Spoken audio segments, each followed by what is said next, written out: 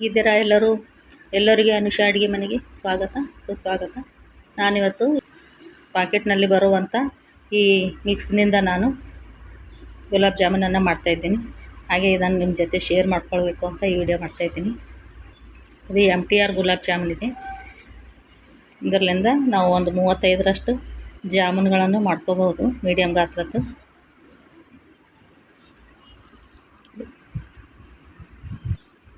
ಇದಕ್ಕೆ ಒಂದು ಸ್ವಲ್ಪ ನೀರು ಹಾಕುವಂತ ಇದನ್ನು ಸ್ವಲ್ಪ ಸಾಫ್ಟಾಗಿ ನಾದ್ಕೊಂಡು ಬಿಡೋಣ.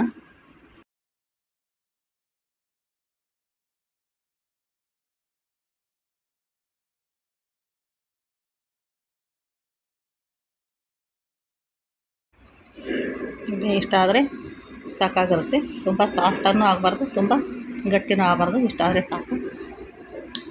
ಇದಕ್ಕೆ ಒಂದು ಸ್ವಲ್ಪ ತುಪ್ಪವನ್ನು ಹಾಕೊಳ್ಳೋಣ.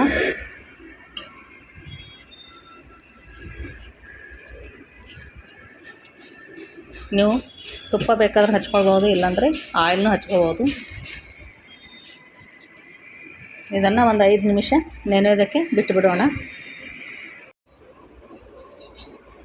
ಒಂದು ಸ್ವಲ್ಪ ಮೇಲೆ ಇದಕ್ಕೆ ಈ ಥರ ತುಪ್ಪವನ್ನು ಹಾಕ್ಕೊಂಡ್ಬಿಟ್ಟು ಇದನ್ನು ನೆನೆಯೋದಕ್ಕೆ ಒಂದು 10 ನಿಮಿಷ ಬಿಟ್ಟು ಬಿಡೋಣ.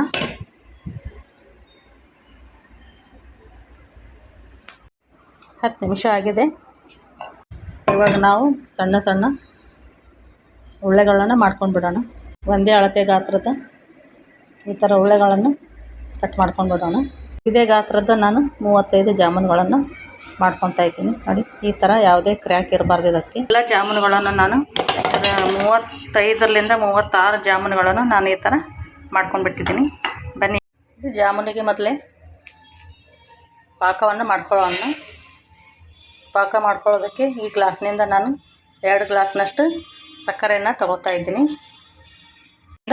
3 ಗ್ಲಾಸಷ್ಟು ನೀರನ್ನು ಹಾಕ್ಕೊಳ್ಳೋಣ.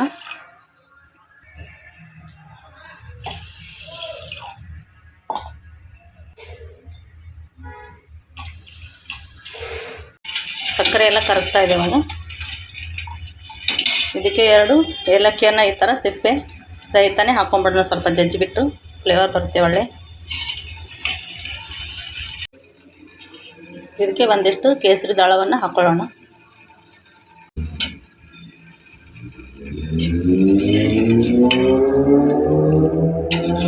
ಕೇಸರಿ ದಾಳ ಹಾಕೋದ್ರಿಂದ ಕಲರ್ ಕೂಡ ಚೆನ್ನಾಗಿ ಬರುತ್ತೆ.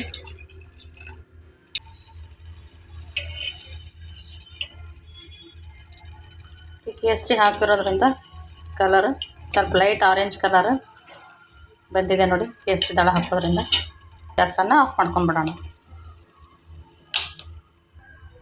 ಸನ್ಫ್ಲವರ್ ಆಯಿಲನ್ನು ಹಾಕ್ಕೊಳ್ತಾ ಇದ್ದೀನಿ ನಾನಿಲ್ಲಿ. ಸ್ವಲ್ಪ ಹಿಟ್ಟನ್ನು ಹಾಕ್ಬಿಟ್ಟು ನೋಡೋಣ ಎಣ್ಣೆ ಬಿಸಿ ಆಗಿದೆ ಇಲ್ಲ ಅಂತ. ಎಣ್ಣೆ ಕಾಯ್ದಿದೆ. ಇವಾಗ ನಾವು ಜಾಮೂನುಗಳನ್ನು ಹಾಕ್ಕೊಳ್ಳೋಣ.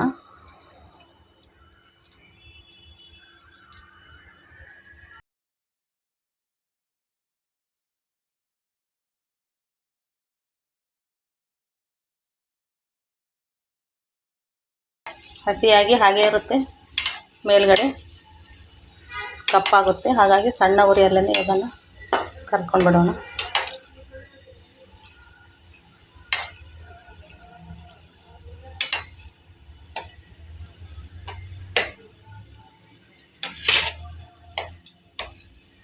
ಗೋಲ್ಡನ್ ಕಲರ್ ಆಗೋವರೆಗೂ ಇದನ್ನು ಕರ್ಕೊಂಡು ಬಿಡೋಣ.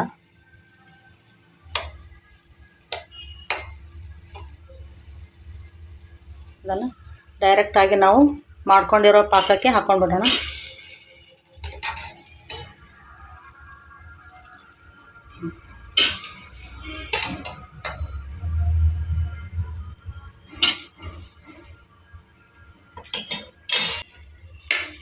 ಈ ಥರ ಸ್ವಲ್ಪ ಉಗುರು ಬೆಚ್ಚಗಿನ ಪಾಕದಲ್ಲಿ ಹಾಕೋದ್ರಿಂದ ಜಾಮೂನು ಪೂರ್ತಿಯಾಗಿ ರಸವನ್ನು ಹೀರ್ಕೊಳುತ್ತೆ. ಇವುಗಳನ್ನು ಒಂದು 15 ನಿಮಿಷಗಳ ಕಾಲ, ಹೀಗೆ 15-20 ನಿಮಿಷಗಳ ಕಾಲ ಇವನ್ನು ನೆನೆಯೋದಕ್ಕೆ ಬಿಟ್ಬಿಡೋಣ.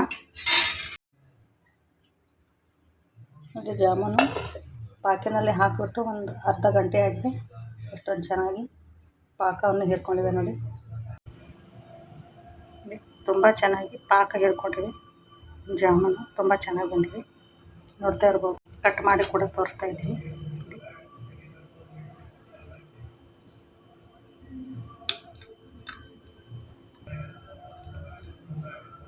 ಎಷ್ಟೊಂದು ಸಾಫ್ಟ್ ಆಗಿದೆ ಅಂತ.